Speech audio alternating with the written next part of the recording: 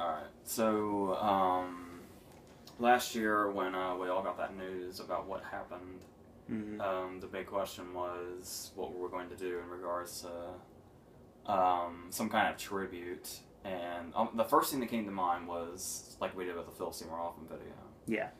But the thing about it is that Philip Seymour Hoffman was a supporting player in a lot of his movies, so we could just kind of rapidly go through them. Whereas Robin Williams is the front and center star of a shitload of movies. This is true. So an entire tribute video would have taken God knows how long. So I thought it would be better if we there was a lot of discussion. There was a lot of shameless cashing in when it came to kind of. I mean, there were very genuine ones as well, but there also seemed to be a lot of, hey, I can get views if I do a Robin Williams video kind of things going on. Yeah. So I said, why don't we give it a year and then we can do a whole kind of versus thing. And the plan was to just do. There was going to be 5 for the month of August. But there was a couple of requests for his other movies that we weren't able to fit in, and I wasn't quite sure what to pair them with. And it didn't quite seem we were touching on all the ones that we could have. So just recently, I went ahead and said, "Yeah, okay, fine. We'll go 2 months." Yep. So we'll have the only big ones I think we'll really be missing are I have no idea what would go with the Fisher King. Aladdin. Yeah, that. For me, that's a huge one. But I think we're getting a fair amount of his big ones in, so along with a couple of ones nobody really, goes to immediately that we love. So. And when we do that last video in September, we're going to also go into a little bit of the stuff that we weren't able to talk about in Versus too. I know there's a big one I'm forgetting, but I can't think of what it would be. But the Birdcage, I would have loved to have done. Oh, absolutely. Oh. We could have done that with the original probably, but they're pretty much the same movie, just in a different language and different cast. Really are. But yeah, hopefully you'll be pleased enough. So, and yeah, obviously as you can see, not all of them he will be in, but at least one. I think there's only a couple where it's one of his movies against one that he's not in. Mostly he's in both of them. Yeah. But in the meantime, we're going to start with Tootsie and Mrs. Doubtfire, which is one that I think we kind of had in mind before this even took place. So. This is correct. This was an early one, too. Yeah. And despite the fact that this is all about the Robin Williams tribute, we're actually going to start with Tootsie. just to fuck with you, I guess. So... The thing about Tootsie is Sidney Pollack made this movie about an actor who just needs to work because nobody in Hollywood wants to work with him. Nobody in New York wants to work with him because he's unbearable. So his best friend Terry Garr decides that she's going to try to get a part on this soap opera, or daytime drama. But you can't call it a soap opera. That's like the rule. So, he decides that he's going to get this part dressed as a woman and do his job that way so that he can raise money to produce his friend Bill Murray's screenplay. So that he can have a real part again. But of course, things do not go that smoothly. It's worth noting real quick before we go into anything, for a movie with this concept in this genre, it's very interesting to look back on how many Oscar nominations it has, including really, really big ones. It was nominated for Picture, Director, Actor, Screenplay, and twice in Supporting Actors for Terry Garr and Jessica Lange. And to top it all off, of course, Jessica Lange actually won. So, there's a whole lot of prestige behind this. Just recently, there was a poll, I can't remember which website did it, but a bunch of actors took a poll on what the best movies of all time were, and if my memory does not deceive me, this topped it. So, which makes total sense, because it's really a movie about struggling actors and just how far one will go to do that job. Yeah. And what's really interesting about it is, once again, pretty much everything I say about this movie is despite its concept. Because Victor Victoria was actually the same year, and that's kind of not too far off from the same thing. Now the thing about it is, despite everything that's going on in the genre and everything, this is actually one of Dustin Hoffman's best performances. Which you would not think. For starters, the first 20 minutes, before he even takes on the Dorothy Michaels persona, we get some of the most memorable acting that Dustin Hoffman has ever done. I really love the opening credit sequence with the audition montage, where we show that he's like a real actor's actor. And then there was this fantastic scene in Sidney Pollack, not only directed, but obviously also is playing his agent. There's this fantastic scene, right, it's the transition scene to when he takes on the new character, where he goes on this massive tirade in Sidney Pollack's office about how he played a tomato, and how he just played the total shit out of that tomato. And it's a really, really great scene. But the thing that really, really makes this movie work is there's always that thing in movies nowadays, because so many movies have taken on this concept since. The thing is the movie totally seems, most movies seem totally implausible because you can always tell when a dude is dressed up as a woman, and it just boggles your mind that other characters in the movie cannot tell. And it just completely destroys the movie's credibility. In this movie, Dustin Hoffman actually looks like an unflattering woman. And there's this really great story that he's told on a few talk shows, where he was way back in the day, like right before the movie came out, he was going around in character as Dorothy Michaels. And he met Jose Ferrer, was it an award show or in an elevator or somewhere? And just seeing how well he could disguise himself in the character, he turned to Jose Ferrer, who was this big Oscar-winning actor, once again another one of those real actors. And Hoffman turned to him in character and whispered, "Would you like a blowjob?" And Jose Ferrer turned to him after a pause and said, "Not right now." So even then, he could fool another actor into thinking he was a woman. And then there's the great idea behind it that he's basically playing two characters in this movie. Like, it's never like he's playing Michael Dorsey and then Michael Dorsey dressed as a woman. He's playing Michael Dorsey and Dorothy Michaels, which are two totally and completely different characters when he is as them. Even the scenes where he's still dressed as Dorothy, but is clearly being Michael. And even when he's like, the thing where he's like, combing the wigs and he's having dinner with Bill Murray's character, and he's talking about Dorothy as if she is another person, as opposed to just his other persona. Like, he actually talks about her as if she is an entirely different person with different personality and different things. And when they have the argument about who's going to answer the phone, because Bill Murray can answer the phone in case it's for Dorothy, but then he can't answer as Dorothy in case it's Terry Garr, who he's kind of somewhat had a not really romantic thing going on, but she kind of takes it that way relationship. And then he says, Bill Murray can't answer because Dorothy's not the kind of person that would have a guy living with her. That cannot be the case. And he just really, really forms an entire new person, not just a personality, out of her. And it goes all the way to the extent that when the credits roll, it's not Dustin Hoffman as one character / another. Dustin Hoffman is credited as two separate characters. And I just love how much they went out with that and really did that, because Hoffman's performance really, really creates two totally separate people. And it's a crazy performance that he's able to do all that, because he plays all the characters he's auditioning as at the beginning of the movie too. And honestly, he'd already won for Kramer vs. Kramer 3 years before this, and this was just 6 years before he won again for Rain Man. He lost to Ben Kingsley for Gandhi, which, of course. But honestly, I honestly feel like he should have won for this. Like, it's really, really that great of a performance that he could just do so many different things and have so many different layers going on and play so many different characters in the confines of one movie. That's less than 2 hours long.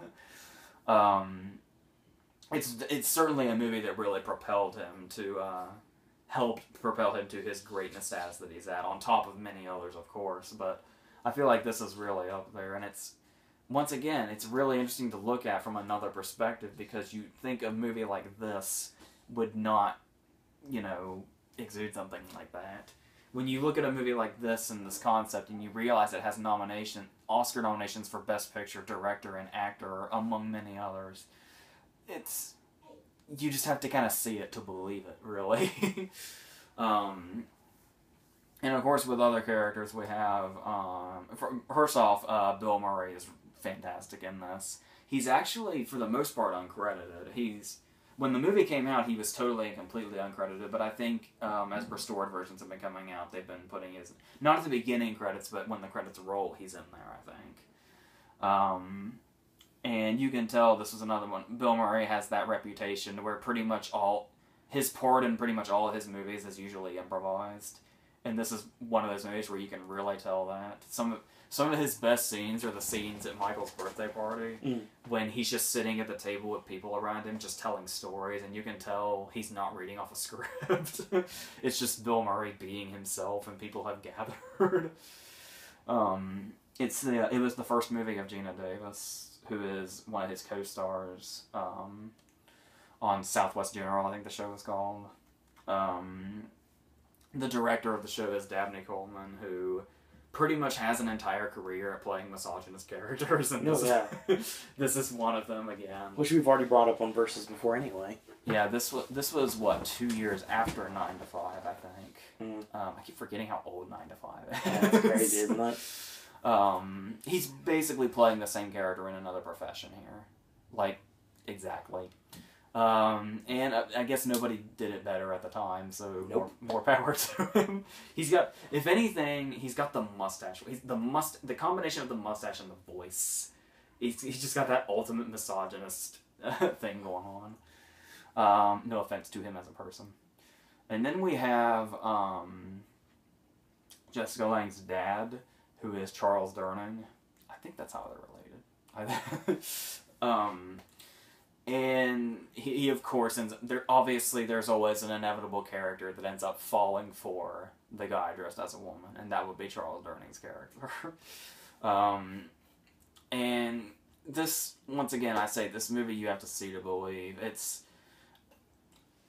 There's so many different things that it tackles. It's a whole thing about the acting world, which we learn from all that. Obviously, it's a send-up of soap operas and stuff like that. The characters in the movie actually made me paranoid of saying soap opera instead of daytime drama. And it's a whole thing about gender roles is in here. There are so many different things that this movie covers, all in one area. But it never stops being funny, and the script is so fast. Like, this script is just non-stop for a long time there. And just every line, there's always a clever line, and then there's always a clever line to follow that line, and it's just this ongoing chain for a straight 2 hours. It's really insane. Once again, it lost its screenplay when to Missing, I think, the movie with Jack Lemmon and Spacek, which is really good. But once again, this is kind of an out-of-this-world screenplay, and I'm kind of surprised a movie, like the movie industry did not, go for it. But if it came out now, I think they would have.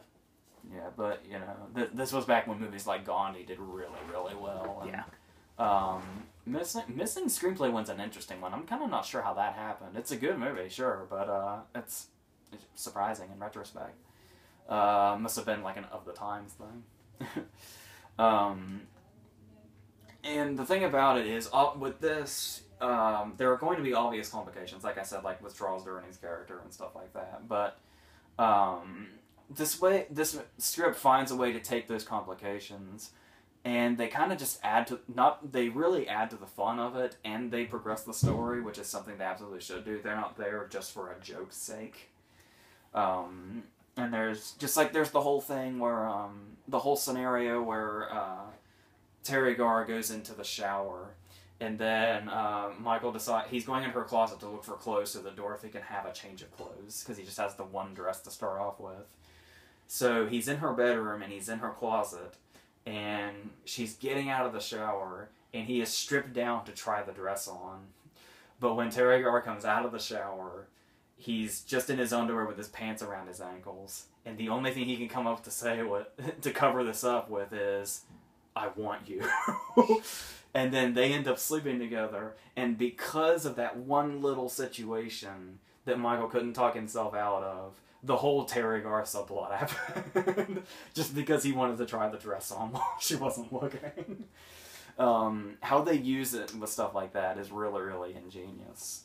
And the resolutions do that too. The resolutions just totally defy things that you're expecting.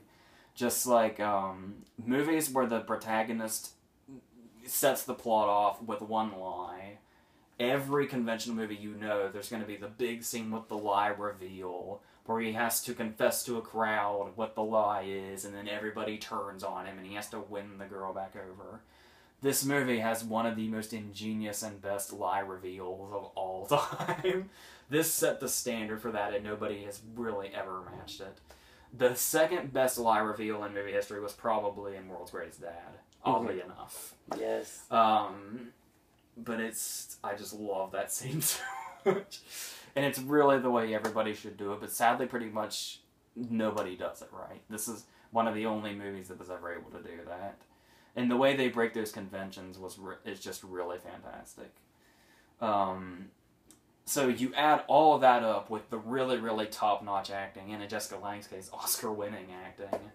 And it really, really gives this movie a credibility that you probably wouldn't think on the surface what the genre it would have, but there's a reason this movie set a lot of standards. So, in comedy movies and movies about acting and satire in the, dress and drag comedy style, just all of that. Obviously, of course, there was some yes, 25, I just lost my math trying to do it, about 23 years later, I think. This was 23 years later, of course. There's totally a reason this movie got the attention that it did and has the prestige that it has, despite being a comedy about a dude that dresses in drag. And speaking of that subject matter, let's jump forward 11 years, I think. And we have Mrs. Doubtfire, which is basically a family comedy from Chris Columbus, who was fresh off. He had just done both Home Alones by this point. He had just done Home Alone 2 the year before. And we have our first scene. You're kind of in for something, because this was also the year after Aladdin. This was the year directly after Aladdin. And that got a lot of attention, particularly for Williams' performance in it. Especially being strictly a voice performance. Mm. So Mrs. Doubtfire opens, and the very first thing we're introduced to is Robin Williams playing a voice actor. So something great is going to come out of this. But of course, the purpose of this scene is to show that he does not agree with the director and ends up quitting his job, which ends up costing him his kids and his divorce with Sally Field after a disastrous birthday party. I just realized both these movies start with a birthday party, too. Yeah. The great thing about this movie is not only is it a hilarious comedy, once again about a dude that dresses in drag, it's a movie with a lot of heart, too. Which is something that Tootsie may or may not lack. Tootsie does have heart in it, of course, but I'll compare and contrast when I get there. The great thing about this is once we finally get to the setup, which is, there's a whole lot of, it has a really great way of really introducing our characters. Like, once we get past the scene, actually, you could almost, right before it gets to, him calling out Miranda and doing the voices so she'll, almost give up her search on finding a nanny. You could almost mistake this movie for a drama in its first half hour. Yeah. Like a divorce drama. So Dustin Hoffman's been there. So they just all connect in one way or another. Really do. You could honestly almost mistake this for a drama until it gets to the point to where even that point where a really great thing about this role is obviously Robin Williams was all about the improv and could just, I imagine a lot of his scripts just kind of left space for him to just do his thing. I'd say the so. right scripts. Like, it's my understanding a lot of Aladdin was improv too, like pretty much all of it. This character was kind of built around that persona, and there are scenes to where he can just do whatever he wants to do, clearly. And he even gets to do that in one scene, and they bring it down. When he's at the interview, and he says, I do voices, and he goes through the whole catalog of them, which is a hilarious scene, until it gets to the point to where she shuts him down, and he says, you know, up until now, I thought I was funny, and you proved otherwise. And the scene actually ends on a serious note. But then it finally propels itself into this comedy. Once he gets the job and goes to Harvey Fierstein playing his brother, who puts him in the makeup. And yes, it's worth noting, Tootsie is not the only Oscar-winning movie here. The makeup for Mrs. Doubtfire won as well. Deservingly so. Oh, yeah. Way to go, Harvey Fierstein. So, once it gets to that point, it turns into this really old-fashioned comedy. Like, the situations that he gets in and how he has to, you know, change identities while somebody is in the room and just kind of do that. Be both people at the same time. Really, really kind of has that feel of screwball comedies from, like, the 30s and 40s. And he captures that really, really well. Obviously, the two scenes that play this out the most are the scene where the woman that's in charge of, you know, checking up on him comes to his apartment, and he has to go back and forth being Daniel and Mrs. Doubtfire. The scene you quote a lot, but his face in the cake and yes, you have your cream and your sugar. And first day as a woman, I'm already getting hot flashes. Yeah. And then the ingenious climax at Bridges, the restaurant. Yes. But we'll get to that as well. Another thing they do really well here is they go back and forth a lot with the obviously what he's able to do in this situation. Like, what's interesting about this movie is how plausible they kind of make it. Like, the relationships between the characters are really realistic, and that kind of really, you know, sets the tone for everything else. Because obviously with him, the whole concept in general, it kind of creeps some people out. And I can see where that comes from. Obviously there is, of course, a trailer cut on YouTube where this is portrayed as a horror movie. But yeah, at the same time, there's a lot of, when you don't think of it that way, there's a lot of emotional payoff that could come from a story about a father who just wants nothing more than to be with his kids, and he does get to be with his kids every day, but he can't let them know that. And kids who want nothing more than to be with their dad every day, and they are, but they don't know it. There's a whole lot of emotional resonance here that can happen, and the movie handles it really well. There's a really good scene between him and the older daughter, where she goes outside and she's apologizing for being a pain and stuff like that. And he's giving her basically, like, tender parent-like advice, but he's being the father without necessarily being the father. And it's a really interesting scene, the way it's kind of developed like that, but it has a real, you know, emotional resonance underneath it. And then, of course, the scene where it can get really heavy, where Sally Field is confiding in Mrs. Doubtfire about how miserable her marriage to Daniel made her, and he just kind of has to not let on how this is affecting him because he's supposed to be another person that doesn't know any about this. And there's some really strong scenes in this movie with that kind of stuff in it. But then there is hilarious comedy at every turn also. This movie gets really, really goddamn funny. Like I said, even with its more, you know, kind of classical approach to, like, situational comedy, it handles it so well. Like, that's the kind of thing where I'm not so sure people would be confident in Chris Columbus to handle something like this now. Once again, he just did Pixels, which practically nobody but me liked. Yeah. But, you know, in this particular movie, it's handled really, really well. I'd also just, like, even when he's out of the costume, like, the relationship between his character and Sally Field, there's such a realism to that relationship that's really, really at the core of this movie. And that really comes through also the scene at the end, when she's gone to the set of the show and she's kind of...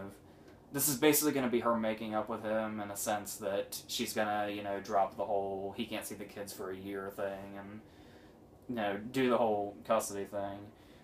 Even while they're about to kind of somewhat make amends, they still kind of somewhat get into a fight. There's just such a realism to that you don't see in many movies. That this movie just handles in that really recognizable fashion that really adds, you know, credibility to it. And yeah, I was talking about, I'm going back to some more examples that I love about how this movie just lets him run with his improv skills. The scene where he's trying on the makeup and the different masks and the wigs is a really fantastic scene in this movie, where you can tell he's just kind of running with whatever's thrown at him. The scene with the dinosaurs that actually gets him to dinner with Robert Brolsky. Just all this, you can tell this character was just molded for him, and that's why he was so perfect for it. Worth noting, he did win a Golden Globe for this too, and it also won the picture for the Comedy Picture Globe as well, which back then was a really big deal. So, another thing I'd love to point out about this that I really like is the way Pierce Brosnan's character is dealt with. We're introduced.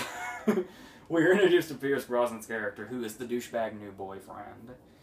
And every time I watch this movie, I can't help but feel that in a lesser movie, Pierce Brosnan's character would have been much more of a focus, and he probably would have been more of like an over-the-top villain. Like, he would have had some like evil plot with his business or something that they had to stop. In a lesser movie, that's totally what his character would have been. Yeah, completely. But no, he's just a dude that just kind of has some douchey qualities. But there's really nothing that bad about him. Just mainly because he's the new guy and Daniel doesn't like him for that. That's really all it is. Like, he's nice to the kids and everything. They go to the pool, everything's great, and just but at the same time, they make him just douchey enough to where you enjoy, like, seeing the hood ornament ripped off his car and the run-by fruiting.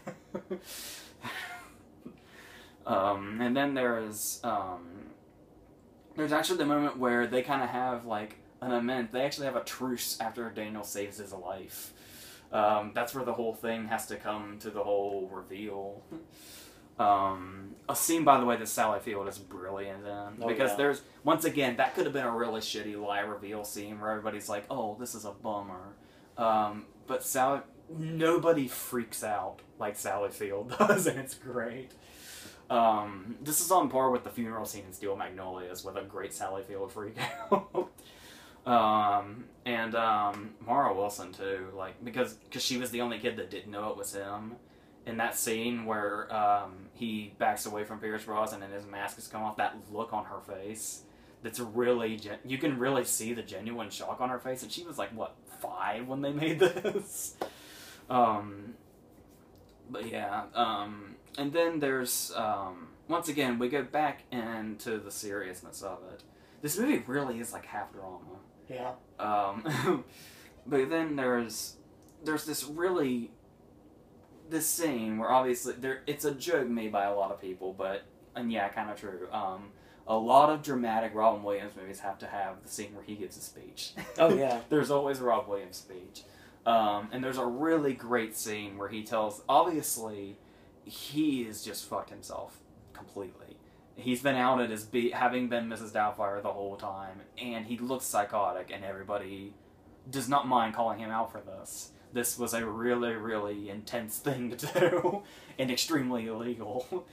And so he gives his speech to the judge, but because we've watched the whole movie, we know how sincere it is, and how the only reason Mrs. Doubtfire came to be was because that is how desperate he was. Mm-hmm. Like, the whole scene where, like, his kids are his entire life, that whole really genuine speech. And it's just a huge punch to the gut when the judge shuts him down and says, I kind of feel like this is an actor giving a performance and not a father. And it's like, Jesus Christ, that hurts. Yeah, it really does. Which brings us to the ending, which is what I was talking about. Tootsie does have heart in it. The scenes between Hoffman and Jessica Lange are really good and have some resonance to them. But they don't quite hit as hard as they probably should, for me anyway. Like that whole scene where they go to Charles Durning's house and he, you know, spends the time with her, and that's kind of where the movie loses me before it comes back and picks itself back up. The emotional scenes in this movie are really, really there. That's the scene, once again, let's talk about a happy scene finally. This movie has so many downer scenes in it. Yeah. The scene where she's been looking for another nanny unsuccessfully, and then she's gone and she's met him on the set of the show. And then they're in the living room, and it's just like when Mrs. Doubtfire was introduced. It's a total mirror of that scene. And they have to come to meet their new nanny. So they come and they stand in the entrance, and she opens the door and reveals him. And it's this really... It was awesome. It's a really great emotional moment. Still hits after all these years. I must have seen this movie at least 50 times. Same here. If not more than that. Because I literally grew up on this movie. Yeah. I could not tell you the first time I saw this movie, because I've probably been watching it since... it came out when I was like 3. Since then, probably. And that, every time, the eyes have to maintain themselves and hold out. I even saw it in the theater. I do remember that, too, so... You're so old, man. I know. Look at my hair. It's horrible. Not only that, you were like 12 when this came out. God. So, no. I remember talking about it at school, too. Yeah, so, I imagine this is one of those movies that was huge at the time it came out. Yeah, absolutely was. And yeah, there's a total reason for that. Everything about it, the comedy is hilarious, the drama is really strong, and it just works within itself, too. And like I said, the physical gags and everything. The only thing is, with acceptance nowadays, some of the jokes are kind of dated. Yeah. It's just kind of uncomfortable, like the scene where, obviously the whole idea is to make her feel like there's no good nanny in town, everybody's a psychopath. There's the moment where she says, I have a son, and he says... He's pretending to be a woman, and he says, oh, I don't work with the males because I used to be one. And she hangs up like, oh my god, that's hideous. You can't really do that joke now. No, it's true. In the kind of gay undertone and stuff like that, that's kind of...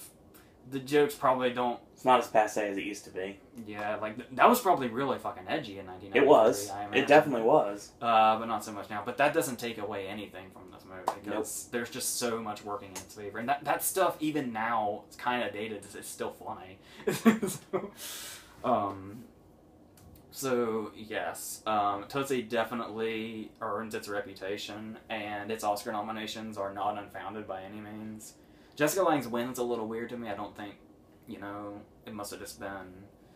Glenn Close for Garp, of course, is probably who I would have given it to ahead of her, but, I don't detest her win or anything. But it's certainly earned its place for a reason, and it's definitely probably one of the sharpest comedies ever written.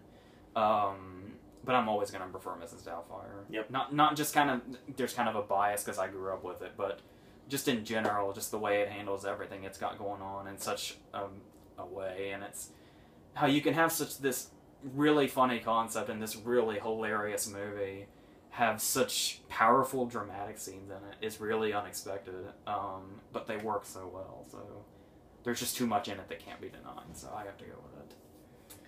Sounds good. I hate to end this on a sour note, but we just found out before we started filming today that today Roddy Piper passed away. Yeah, there's so much downer in this video. And we'll be doing something for that on Monday's podcast before we start about Raw, so we'll be talking about that. I just wanted to mention it before. I think we could possibly see a chance to get They Live On versus at some point, maybe. I'm sure there's something. And the downer does not stop, because next week we're going to go dark. We're going to go really dark. So that one's the next one? That's next one, yeah. Okay.